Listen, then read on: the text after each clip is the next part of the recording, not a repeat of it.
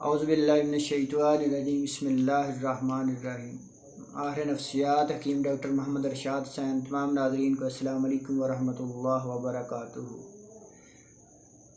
आज का हमारा मौजू है जॉइंटिस, पीला जरकान।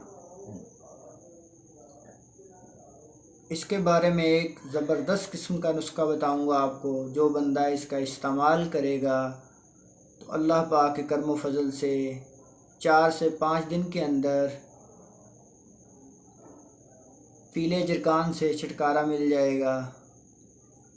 सबसे पहले हमने बात करनी है पीले जरकान, जॉइंटिस की वजूहात कौन सी होती हैं, किन वजूहात की बिना पर ये ख़तरनाक और मुहलक बीमारी लाहक होती है।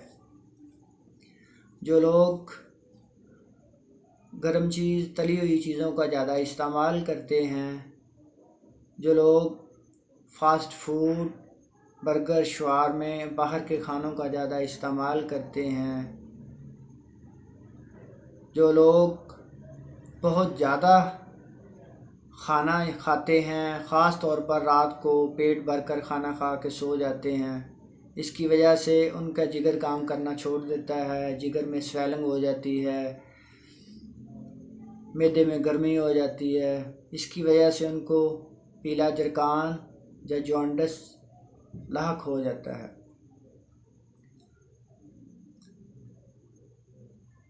अब मैं आपको बताऊंगा कि कौन सी ऐसी चीज़ें इस्तेमाल करनी है जिसके इस्तेमाल करने से आप इस पीले जरकान से बच सकते हैं।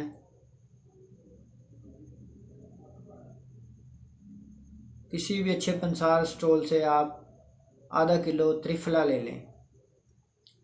त्रिफला क्या है, पहले वीडियो में मैं बता चुका हूँ। इसमें 3 चीज़ें होती हैं, आंवला है, बेड़ा है और हरीड़ है। मेरे भाइयों, ये किसी भी पंसार स्टोर से आप ले सकते हैं। तीनों चीज़ों को हम वज़न ले लें, 100 ग्राम ले लें। इसको मोटा रख कर पीस लें।